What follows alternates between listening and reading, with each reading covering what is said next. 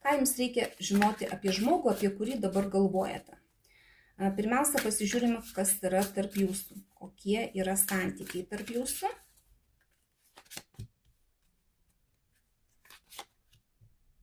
Na, žiūrėkit, santykiai yra sunkus, tokie, kur yra daug užsikrauta ir pareigų, ir darbų, ir jau sunku tempti tuos santykius, dėl to, kad susidaro toks įspūdis, kad jūs vieni tempia tuos santykius.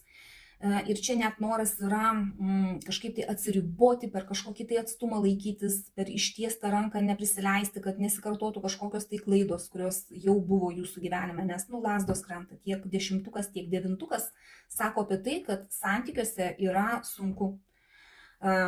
Gerai, žiūrim, ką jums reikia žinoti apie jį, apie šį žmogų, su kuriuo jūs esate tokiuose santykiuose.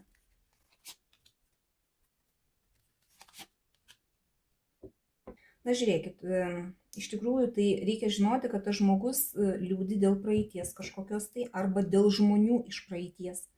Abi dvi kortos apie tai, kad jam yra labai svarbu kažkas tai, kas buvo praeityje. Jisai gali slėpti tai nuo jūsų, bet jisai nuolat apie tai galvoja ir gailisi. Tai praeitis gali būti susijusi ir su jumis, kad pavyzdžiui jisai galbūt prisimena, kaip pas jūs buvo praeityje ir jisai ilgisi tos praeities ir jam gaila, kad kažką tai prarado. Arba tai gali būti grinai kiti žmonės, kurių jisai ilgisi ir apie tai jisai jums nekalba, tiesiog galvoja, gailisi, ilgisi ir tyli.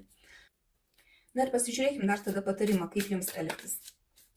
Sunku santykiuose, galbūt reikia nusimesti tą naštą ir keisti kažką tai savo gyvenime. Kaip elgtis jums? Irgi pasirinkimo arkanas. Žiūrėkit, 2 arkanai apie tai, kad jums reikia daryti pasirinkimą.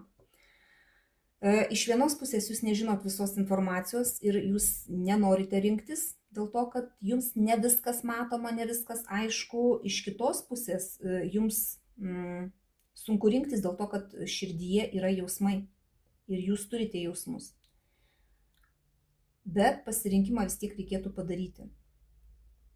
Galbūt informacijos paieškoti, pasiaiškinti, kas čia pas jį, kokie tie skauduliai yra, jeigu jisai dėl kažkokio tai žmogaus pergyvena ir ilgisi.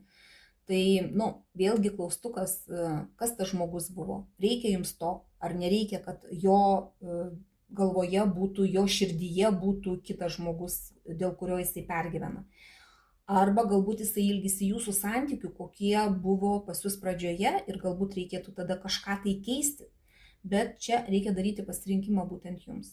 Ir galbūt netgi dėl santykių pasistengti, išsiaiškinti informaciją pirmiausia ir pasirinkti pagal širdį, pagal jausmus. Nes taurių 2 vis dėlto apie tai, kad čia yra jausmai. Ir reikia rinktis pagal jausmus, tik tai jūs ne viską žinote.